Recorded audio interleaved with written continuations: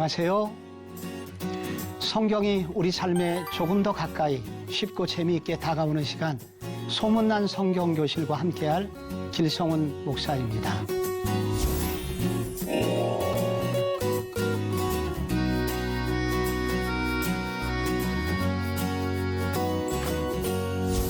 여러분, 작년 8월에 대홍수가 우리나라에 찾아왔습니다.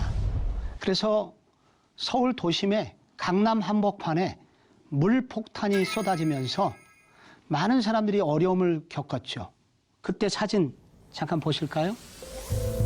그래서 이렇게 많은 물들이 강남역 주변에 빠지지 않아서 차들이 둥둥 떠다니고, 그리고 버스까지도 더 이상 운행을 중단하게 되었습니다. 그때 맨홀 뚜껑이 열리면서 두 사람이 빨려 들어가는데 그 둘은 너무도 가슴 아프게 남매였습니다. 먼저 그 남동생이 맨홀 뚜껑 속으로 빨려 들어갑니다. 그래서 1.6km 지점에서 그의 시신이 발견이 됐고요. 그의 누나는 4km 더 가서 그의 시신이 발견이 되었습니다. 그래서 홍수 때문에 많은 사람들이 휩쓸려가는 가슴 아픈 일을 우리가 얼마 전에 당했었죠. 이 창세기 6장부터 9장 사이에 대홍수로 인하여 인류의 멸망 사건이 나옵니다. 그래서 모든 것이 휩쓸려 가죠. 근데 성경에 보면은 그때 휩쓸려 가지 않았던 한 사람이 나오고 있습니다. 그 사람에 관해서 창세기 7장 23절을 제가 한번 읽어 드릴게요. 지면의 모든 생물을 쓸어버리시되 곧 사람과 가축과 기는 것과 공중의 새까지라. 이들은 땅에서 쓸어버림을 당하였으되 오직 노아와 그의 방주에 함께 있던 자들만 남았더라. 노아와 방주 안에 있었던 사람들은 휩쓸리지 않았다고 합니다.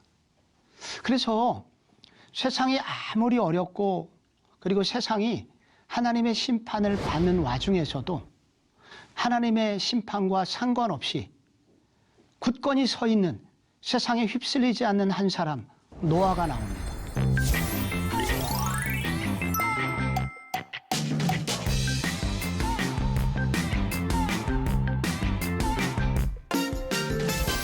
이 성경은 우리 모두에게 어떻게 우리도 노아처럼 이런 세속의 흐름 속에서도 휩쓸리지 않는 한 사람으로 살 것인가를 도전을 하고 있습니다.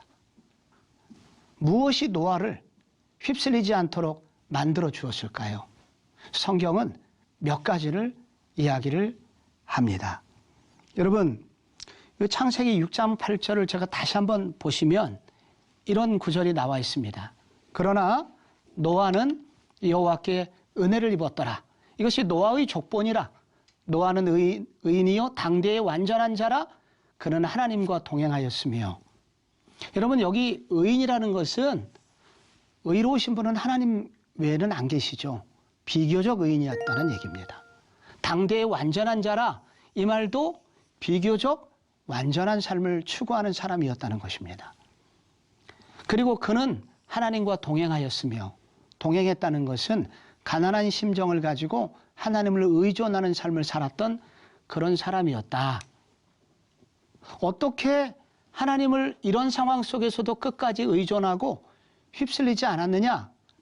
휩쓸리지 않는 삶을 살았다는 것을 요약해 주는 구절입니다.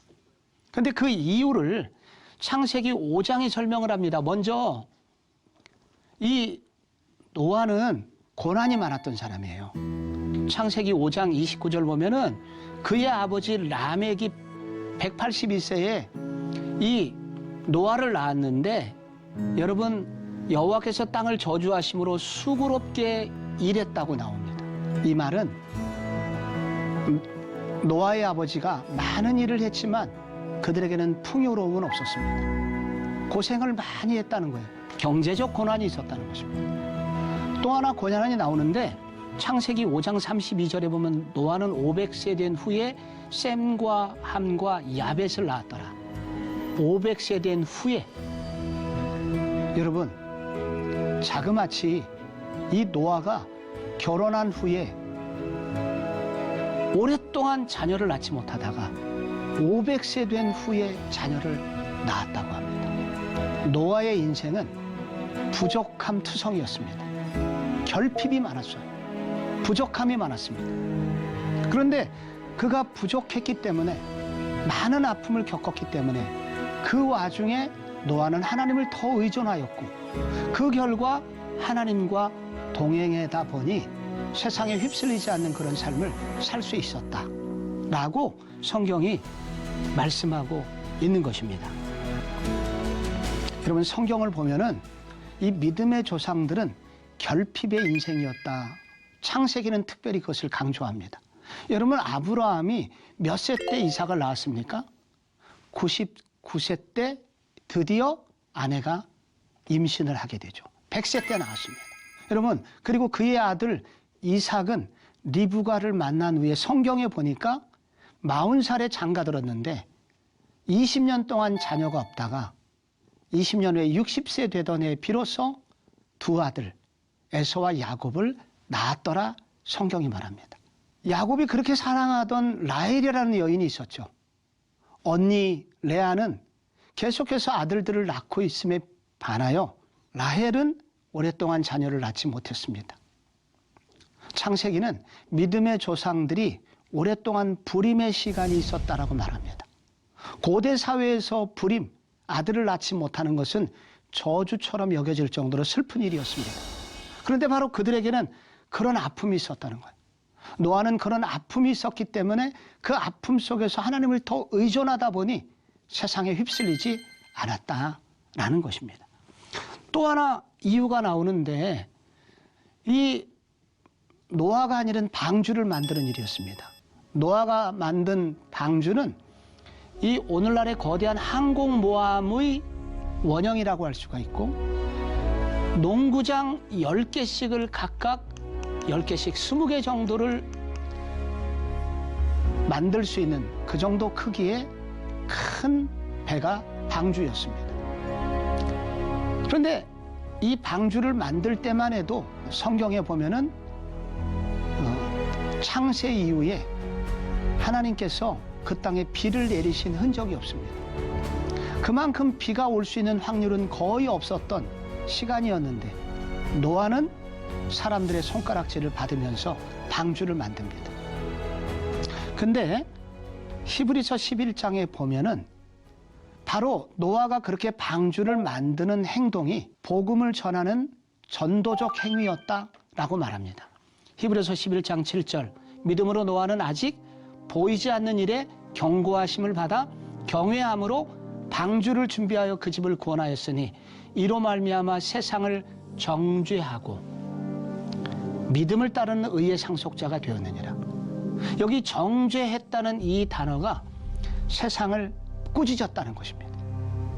세상에 이렇게 하나님의 뜻대로 살지 않으면 여러분은 멸망합니다 라고 하나님의 심판을 외쳤다는 것입니다.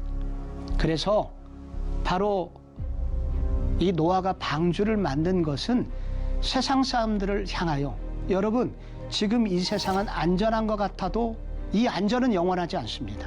그래서 정말로 안전한 곳이 있습니다. 그것이 바로 하나님의 말씀이며 하나님이 말씀하신 방주입니다. 여러분 방주 속으로 들어오십시오 라고 이 노아는 계속하여 전도자로 살았던 것입니다. 그 바로 전도자로 삶을 살다 보니 노아는 자기 스스로를 지킬 수 있었습니다. 또 하나 이유가 있습니다.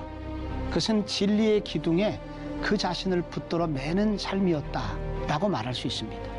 성경 6장 18절에 보면 그러나 너와는 내가 내 언약을 세우리니 노아가 그와 같이 하여 하나님이 자기에게 명하신 대로 다 준행하였더라. 여기 노아는 하나님과 언약을 맺은 사이였다라고 기록이 되어 있습니다. 여러분 이 언약이라는 단어가 히브리어로서는 브리트라고 쓰는데 이 단어는 영어로 커트, 자르다라는 단어로부터 나왔습니다. 그래서 이 무엇을 잘랐을까요? 그것은 동물을 자르고 동물의 피를 내면서 거기서 언약을 맺는데 그것은 우리가 만약에 언약을 지키지 않는다면 이렇게 우리의 목숨을 내놓을 정도 돼야 된다 하는 그런 목숨을 건 약속이 언약입니다. 그래서 노아는 바로 하나님의 말씀대로 살겠습니다. 그때 하나님은 그러면 나는 너를 지켜줄게 하는 둘 사이에 언약을 맺음으로써 노아는 바로 이 하나님의 말씀, 이 진리의 말씀, 하나님의 심판의 말씀에 자신의 인생을 걸게 됩니다. 목숨을 걸게 되는 거죠. 그래서 이 말씀에 자신을 붙들어 매는 삶을 살다 보니 노아는 자신을 지킬 수 있었습니다. 휩쓸리는 세상에 우리가 살고 있을 때 노아는 바로 이러한 방식으로 자신의 삶을 지키고 방주를 만들고 그래서 그의 8 식구와 함께 새로운 인류를 만들게 됩니다. 창세기 9장에 보면은 홍수가 끝난 이후에 새로운 땅에서 노아가 새로운 삶을 사는 이야기가 나옵니다. 그런데 거기서 노아가 포도주에 취하게 되죠. 그래서 옷을 벗고 추태를 부리고 있을 때 그때 세 아들의 반응이 나옵니다. 그런데 이 부분을 읽어보면은 갑자기 이 노아가 자신의 삶을 돌아보지 않고 이 누군가를 저주하는데 바로 저주의 사건이 바로 그들의 운명을 가르는 것을 보게 됩니다. 한번 그 본문을 보실까요? 여러분 이 구절을 보면은 창세기 9장에 노아가 농사를 해서 포도나무를 심고 취하여 장막 안에 벌거벗게 되죠. 이때 그의 세 아들 중에 함이라는 아들이 아버지 하체를 보고 나가서 이렇게 소문을 냅니다. 근데 그때 두 아들 아마도 장남이었던 셈과 야벳이 옷을 가져다가 뒷걸음으로 들어가서 아버지 하체를 보지 않고 덮어주게 됩니다. 아버지가 잠에서 깨죠. 깨어 일어나서 이 노아가 설교를 합니다. 25절에 보면은 그가 이르되 가나안은 저주를 받아 그의 형제의 종들이 되기를 원하노라 이렇게 말합니다. 여기 가나안이 저주를 받습니다. 난데없이 가나안이 나와요. 가나안은 누구일까요? 바로 함의 아들입니다. 그리고 또 하나 셈의 하나님 여호와를 찬송하리로다. 가나안은 셈의 종이 되고 하나님이 야벳도 축복하시지만은 야벳은 셈의 장목에 거하게 하셨다라고 나오면서 아버지의 술 취한 사건을 통해서 바로 두 종류의 사람이 나오는데 바로 셈이라고 하는 사람은 가장 큰 축복을 받고 함이라고 하는 사람과 그의 후손 가나안은 노아의 저주를 받습니다. 이 사건이 일어난 이후에 여러분 성경은 그 뒤에 또 다른 족보 이야기를 담고 있습니다. 여러분 이 족보는 이 사건하고 매우 긴밀한 연관이 있어요. 여러분 우선 창세기 10장에 함의 아들은 4아들이 있는데 구스와 미스라임과 붓과 가나안이 있습니다. 여러분 그 이후의 인류 노아의 3아들의 자녀들이 어떻게 번성해 가는지 이 족보는 설명을 하고 있는 것입니다. 그런데 함의 아들 중에 가나안이 있다고 나와요. 이 가나안은 어떤 아들일까요? 여러분 들어보셨습니까? 가나안? 우리가 알고 있는 가나안입니다. 가나안 족속, 가나안 땅 할 때 가나안이죠. 그런데 이 가나안은 여호수아와 그의 군대에 의해서 결국은 멸망을 당하죠. 하나님께서 이스라엘 백성들에게 가나안 땅을 주십니다. 그런데 하나님이 일방적으로 이스라엘의 편을 드신 게 아니라 성경을 읽어보면은 가나안 족속의 죄악이 관영하여 바로 그 땅을 심판하고 대신 그 자리에 이스라엘 족속에게 은혜를 베푸시고 그 땅을 주셨다라는 구절이 나오죠. 그런데 가나안이 왜 쫓겨났을까요? 바로 여러분 이 가나안 땅의 가나안은 레위기 18장에 보면은 가나안 족속들의 죄가 나옵니다. 이 족속들의 죄를 보면은 근친상간, 그리고 동물과 간음을 하는 수관 등 말로 다 할 수 없는 이러한 성적 타락의 부분이 나오는데, 그들이 바로 가나안 족속들이 바로 그런 죄를 저질렀다고 나옵니다. 이 노아 이후에 바로 한 족속은 함처럼 이렇게 하나님으로부터 멀리 멀어지는 악한 삶을 추구하는 사람들이 나오게 되고요. 또 하나는 셈의 족보가 나오는데, 여러분, 이 셈의 족보를 통해서 우리가 알 수 있는 것은 이 셈의 많은 족보가 창세기 10장과 11장에 나옵니다. 바로 그런데 이 셈의 족보 중에 마지막 부분에 우리가 알만한 한 사람이 나옵니다. 데라가 나옵니다. 데라가 셈의 9대 손으로 나오고 마지막 10대 손 중에 아브라함이 나옵니다. 그래서 함과 셈으로 비견되는 이 두 종류의 사람이 바로 노아 홍수 이후에 이 땅에 살게 된다 하는 것을 성경이 설명을 하고 있습니다. 그런데 결국 여기 함의 자손들, 그리고 함처럼 살고 함의 후손 가나안처럼 살고 그런 사람들이 결국 만들어내는 것이 무엇이냐면 바벨탑입니다. 그래서 이 셈의 족보와 족보 사이에 바벨탑 이야기가 진행이 되는데, 이 바벨탑 이야기를 읽어보게 되면은 이 바벨탑은 무엇이냐? 바로 그들이 아름다운 벽돌 문화라는 놀라운 문화를 만들어내지만, 그것을 통해서 그들이 추구하는 것은 자기 이름을 내고 그리고 자기의 명예를 드러내는 일로 그들의 관심사를 갖게 되죠. 바로 이 바벨탑 이야기는 결국은 여기 탑을 쌓는 사람들은 결국은 창세기 3장에 나오는 바로 이 뱀의 유혹, 이 선악과를 먹어라, 이 선악을 알게 하는 이 열매를 먹게 되면 내 눈이 밝아져 하나님처럼 될 것이다 라는 유혹을 받고 하와가 무너지게 되죠.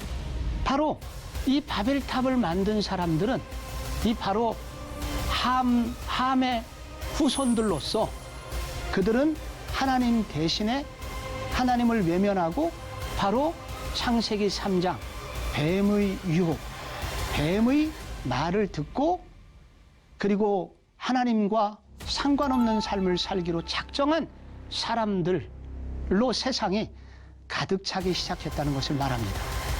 그런데 바로 그러한 와중에 하나님은 셈의 족보를 남겨두시고 이 셈의 족보 중에 바로 아브라함을 준비하십니다. 그런데 이 셈의 특징이 있죠. 셈의 특징은 무엇입니까? 바로 누군가의 아픔과 어려움을 보고 바로 덮어주는 삶을 살았던 것입니다. 그 덮어주는 삶을 살았던 그 셈의 후손을 통해서 아브라함이 탄생하고 결국은 타락하고 다시 타락하고 무너지는 세상 속에 한 줄기 빛으로 아브라함은 이제 준비되고 이제 곧 등장을 준비하고 있습니다. 여러분, 성경에 보면 이 아브라함의 후손 중에 누가 나옵니까? 아브라함과 다윗의 자손 예수 그리스도의 계보라. 그래서 결국은 이 아브라함 뒤에 다윗이 나오고 이 다윗의 후손 중에 바로 예수 그리스도가 나오시면서 결국은 온 세상이 죄로 물들고 타락하고 저주하고 비난하는 세상 속에서 하나님은 누군가를 준비하시는데 그것은 바로 누구냐? 셈의 후손들을 통해서 바로 하나님은 이 땅을 구원하시기로 준비하신다는 것입니다. 예수 그리스도가 태어나기 전에 바로 그의 어머니 마리아는 미혼모였습니다. 천사에 의해서 남자를 만나보지도 않았는데 그런 임신을 하였습니다. 그래서 그의 정혼했던 요셉은 그 소식을 들었고 당황하였습니다. 아마도 보통 남자 같았으면 떠벌리고 이 여자가 간음을 행했다 그리고 막 비난했을지도 모릅니다. 근데 요셉은 어떻게 했습니까? 가만히 덮어주고자 하여 더 이상 소문을 내지 않고 마리아를 더 이상 난처하게 하지 않기 위해서 요셉은 애를 썼다고 합니다. 바로 이렇게 누군가를 덮어주려고 했던 요셉에게 천사가 찾아오고 소위 말해서 마리아가 왜 임신했는지를 알려주고 그가 임신한 자는 바로 메시아라고 말합니다. 바로 인류를 구원한 그리스도는 누구를 통해서 오시냐면 샘처럼 누군가를 덮어주고자 하는 사람, 그를 통해서 아브라함과 다윗, 예수 그리스도의 계보로 이어진다고 하는 것입니다. 한 방송사의 편지 글들을 소개하는 방송 내용 중에 이런 내용이 나옵니다. 집에 시아버지께서 그렇게 아끼는 도자기가 있었는데 청소를 하던 와중에 바로 그만 도자기를 밀어버렸고 도자기가 깨어져 버리게 된 것입니다. 시아버지가 너무도 아끼는 도자기였기 때문에 이 며느리는 너무 당황하였고 그래서 이 위기를 어떻게 모면해야 될 것인가 두려워하고 있는 바로 그때 시어머니가 먼저 달려왔습니다. 그런데 갑자기 철퍼덕 주저앉으면서 이 도자기 앞에서 엉엉 우는 것입니다. 그리고 얼마 후에 시아버지가 오셨습니다. 여보 무슨 일이야? 시아버지가 묻습니다. 무슨 일이냐고. 그때 시어머니가 말씀하시기를 제가 어떻게 하다가 이 도자기를 깼어요. 제가 이 도자기 어쩌죠 하면서 막 당황을 하죠. 시아버지 말씀이. 이깟 도자기가 문제야. 당신의 몸이 성하면 됐지. 그때 이 시어머니가 일어나서 이 며느리를 보면서 찡긋 눈을 윙크를 하면서 지나가게 되고 그 사연 글에 이런 얘기가 나옵니다. 그날 이후로 나는 시어머니를 더욱 존경하게 되었고 바로 시어머니와 함께 우리는 진정한 가족이 되었다 라고 그렇게 말을 합니다. 여러분 참 어려운 세상입니다. 힘든 세상입니다. 각박한 세상입니다. 근데 이런 각박한 세상을 구원하는 구원자는 누구를 통해서 올까요? 바로 샘과 같은 사람, 누군가를 덮어주려고 하는 사람을 통해서 이 세상은 구원되는 것입니다. 그들이 바로 샘의 후손이고 아브라함, 다윗, 예수 그리스도의 후예라고 말하고 있습니다. 여러분은 어떤 삶을 선택하시겠습니까? 하나님은 오늘도 타락하고 무너져가는 이 세대에 샘의 후손들 일으키기를 원하십니다. 여러분 어떻게 들으셨습니까? 오늘 제가 전해드린 성경 이야기가 유익하셨다면 소문을 많이 내주시고 구독과 좋아요도 부탁드립니다. 더 궁금한 사항이 있으시면 유튜브 영상 밑에 댓글로 질문 남겨주시면 성심성의껏 답을 드리겠습니다. 다음 이 시간에는 아브라함 그 이후, 아브라함은 구체적으로 어떤 삶을 살았는가 구체적으로 공부하고자 합니다. 여러분 함께 그 시간을 기대함으로 기다려 주시기를 바랍니다. 다음 시간에 다시 뵙겠습니다.